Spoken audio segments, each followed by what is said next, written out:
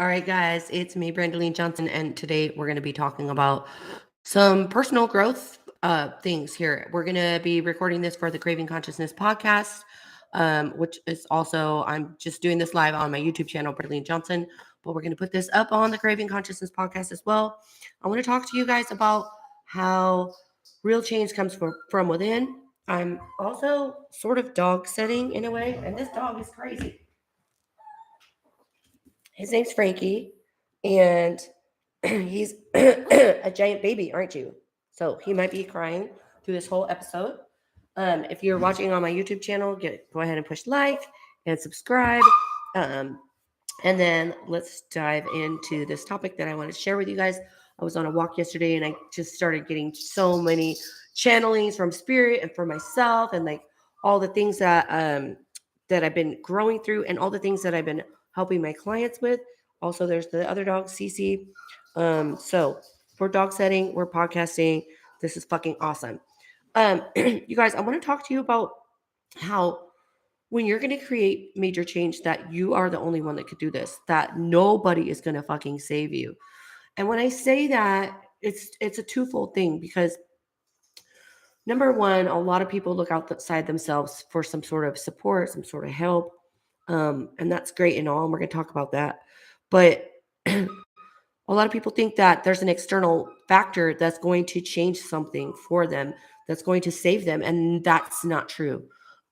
You are the only person that can create change. You're the only one that's going to save yourself. Nobody's going to save you. I have little notes here because this is like a hot topic that I want to talk about. In the end, it's really all about you. And you guys have been following my journey and stuff, and like I had talked on the podcast before about going down to like basically the depths of hell, just completely unidentifying yourself. And that's what needs to happen. You need to like completely take off every part of your identity in order for you to actually truly find the foundation of who you are. There can be people, Frankie, shut up. I mean, hello, little dog. Simmer down now. There can be people around you who support you, right? So let's think about your friends and your family members. There can be people around you that support you, but what ends up happening is you have connected an identity to who those people are for you, um, how those people should support you, who you should be around those people, how you should be behaving if you're thinking that you're creating change around those people. So it really ends up to be kind of like a mind fuck. Um, you can get lost in the thoughts that you have around those people that are supporting you. So really it always goes back to how you feel about yourself, how you believe, who you believe yourself to be, right? Um, right now I'm offering this awesome program, and I'm not going to talk about it too much, but I am offering it, and this kind of goes hand in hand with it, and it's called the It's All About Me in 2023 Spiritual Mastermind. And in that, I'm going to help you find your core within yourself and help you nurture that and strengthen it so that you're a stronger individual for yourself, right? So when we're talking about the people around you that could possibly support you, right? We're talking about your family, your friends. Um, you can make an intention to be around people that are doing the same exact type of work with you. If you can make that, then it becomes that much more powerful, right? Because you're courted to the people around you. You've allowed, like, your family and friends, right? You've allowed a portion of yourself to be imprinted in them and on them. And when you do the inner work, that version of yourself that's courted, that might be fearful of change, right? You might actually be fearful of losing um those people that are around you. So you all of a sudden, like, maybe back up from creating that change, right, within yourself, because you're like, well, if I become this stronger version of myself, then maybe my spouse is not going to feel comfortable with that. So then you kind of back up. This is what's so important. It's like you've allowed a portion of yourself to belong to all of these other people that are you're courted. And when I say courted, I mean connected to energetically. Like, you've created an identity around these people. So for example, For example, I love to give examples. You move into your new house, right? You put this plant there and you decorate over here. And you do these things when you first move in because you're like, I want to create my space. I want to create this identity around me. But then once these things are in place, a lot of times you just forget about it. And maybe you even just don't even recognize that there is a plant there. Same thing goes around when you're creating relationships around who you believe yourself to be, right? Who you believe yourself to be is who you're going to circle your friend circle around. Even a long-term relationship is courted. This is what I'm calling courted.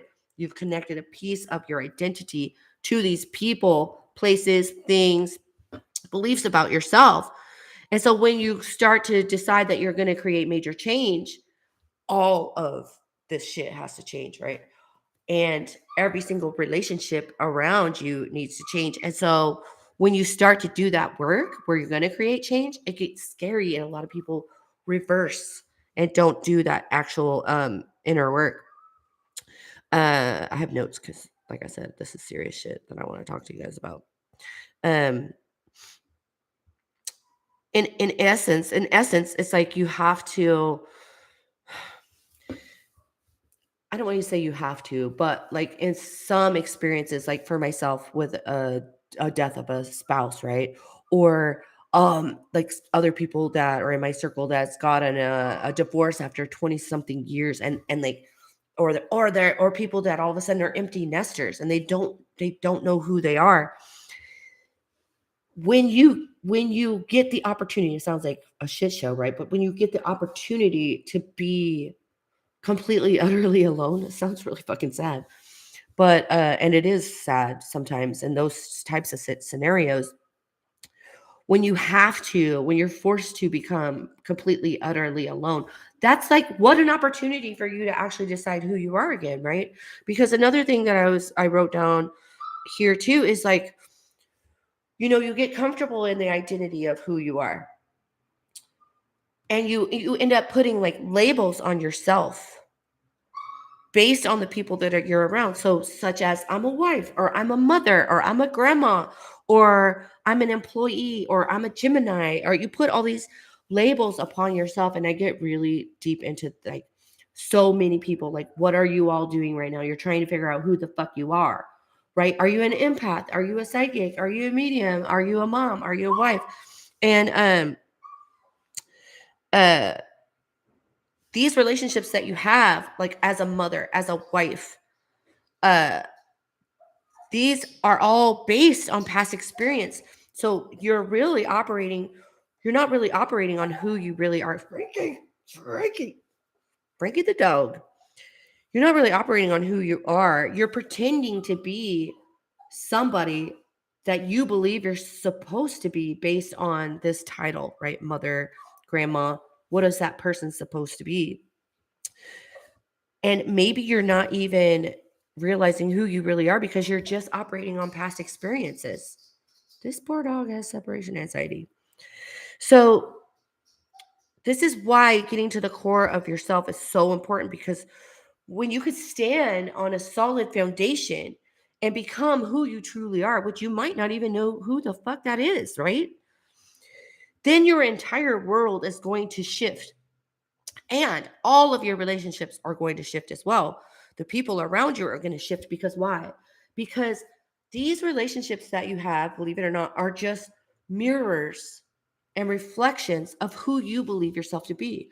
So if you're operating like, oh, I believe um I'm supposed to like work and have this 401k and then and save my joy for later. I have so many scenarios, right? I'm like all over the across the board. Or I'm a mom and this is the way that I believe that I'm supposed to be as a mom. Or I'm a grandma and in all my past experiences, all these other grandmas were like this. So therefore, that's what I'm supposed to do. I'm supposed to fulfill this role. But when you create this change and you become the stronger foundation of yourself, and you really, really realize and you really can sink into this new identity, then every single one of these relationships of around you changes.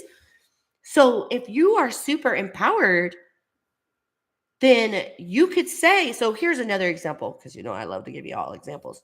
It's like I am a grandma, right? And my mom was a grandma.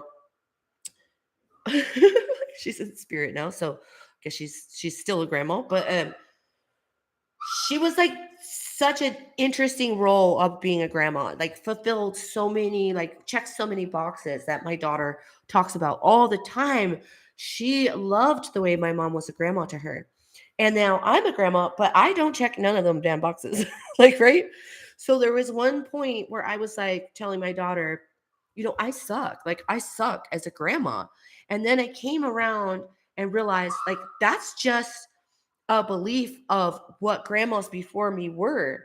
But I am so okay with who I am in my identity right now that I am just making a statement as, yeah, I'm a grandma, and this is how I portray that role. Right? Does that make sense to you guys? So I'm not fulfilling like this past prophecy. I'm not playing a role based on who came before me or past experiences. I'm so solid in the foundation of who I am and who I am becoming that I get to, right? I get to make new rules around what a grandma might do or might be and what it might feel like. Um, so important to like get down into this really the core of yourself. When you stand on this solid foundation, it creates a massive change around you, around your relationships, but also what you start receiving into your life and how you perceive the world to be around you. Because in reality, if you're so okay with who you are, you could break all these old rules and you could start creating a new identity. And then the universe, you must manifest a like attracts like, right? You must manifest what comes along with this solid foundation. So, what does that mean for you? That's some of the questions I want to ask for you guys. It's like, what does it mean for you? What would you like to see and have in your life? No, somebody doesn't need to die. No, you don't need to go through this massive divorce, but you do need to step the fuck back from all of your beingness, all for all of who you believed yourself to be, and take away all of these members that are around you, your friends, your family, uh, so that you can find this core. So when like I'm working with my clients, we're going to go deep into this. And this is why joining like a mastermind is super important, because there's a group of people that want the same type of end result as you do. And they're willing to be in the same room, in the same container as you, so that then it becomes stronger. You're not just hanging around with the same old crowd.